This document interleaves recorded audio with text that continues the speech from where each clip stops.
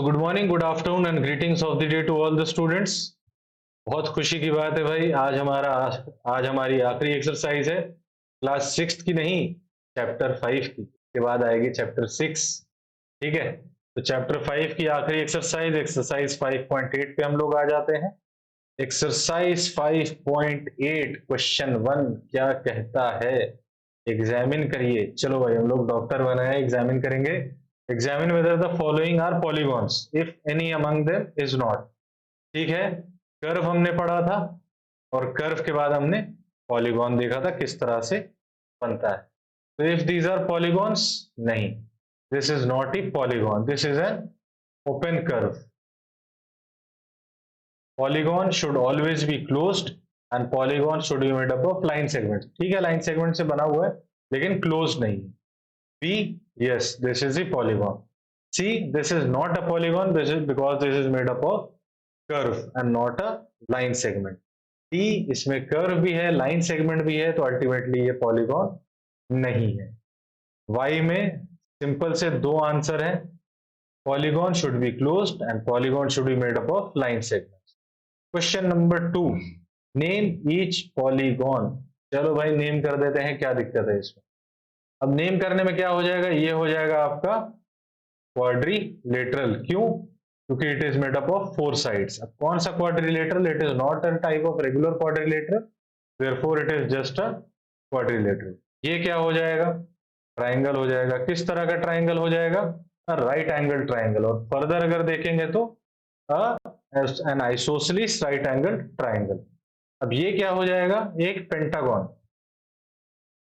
ठीक है, पेंटागन हो जाएगा, रेगुलर पेंटागन नहीं है। क्यों? क्योंकि ये साइड और बाकी साइड्स अलग हैं, सब साइड्स आपस में अलग हैं। ये क्या हो जाएगा? 1 2 3 4 5 6 7 8, ये हो जाएगा आपका ऑक्टागन। बस सिंपल सी चीज है। पूरे चैप्टर में सबसे सिंपल दो ही टॉपिक्स हैं, एक डिवाइडर और रूलर वाला और दूसरा है आपका ये टाइप्स ऑफ पॉलीगॉन्स। ठीक है, draw a rough sketch of a regular hexagon connecting any of its 3 vertices. Draw a triangle, identify the type of triangle you have drawn. मतलब क्या है कि एक आपको हेक्सागन बनाना है जिसमें तीनों साइड्स इक्वल हो। तो ठीक है भाई, तुम लोग स्केल लेके बना लेना बढ़िया से। ठीक है, और क्या कह रहा है? 3 ऑफ इट्स वर्टिसेस को ज्वाइन कर दो, 1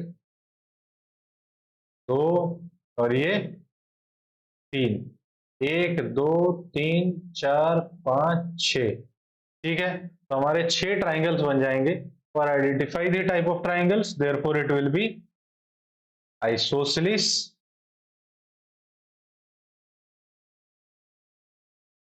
ट्राइंगल। ठीक है, ये आपका आइसोसेलेस ट्राइंगल होगा, और दूसरे लफ्जों में कहें तो आइसोसेलेस एक्यूट एंगल ट्राइंगल।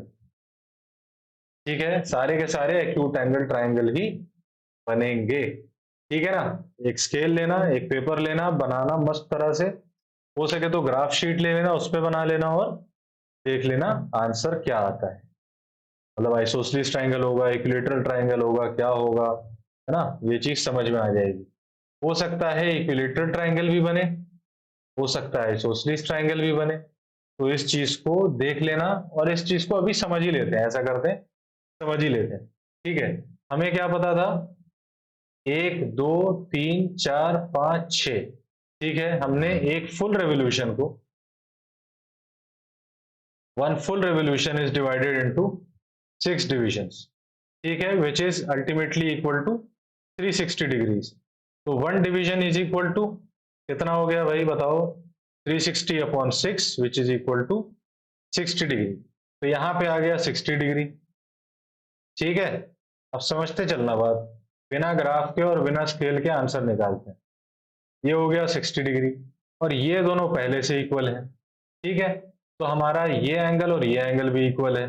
तो भाई अगर 60 प्लस सेम एंगल है, angle A plus angle A, क्योंकि दोनों एक ही बराबर ही है, इज इक्वल टू 180 डिग्रीज। तो क्या हो जाएगा? 2 angle A is equal to 120 degree, therefore angle A is equal to 60 degrees. तो तीनों 60 डिग्रीज हो जाएंगे, तो हमारा आइसोसेलेस एक्यूट एंगल ट्राइंगल जो है वो बन जाएगा इक्विलेटरल ट्रायंगल। ये हमारा हो गया फाइनल आंसर।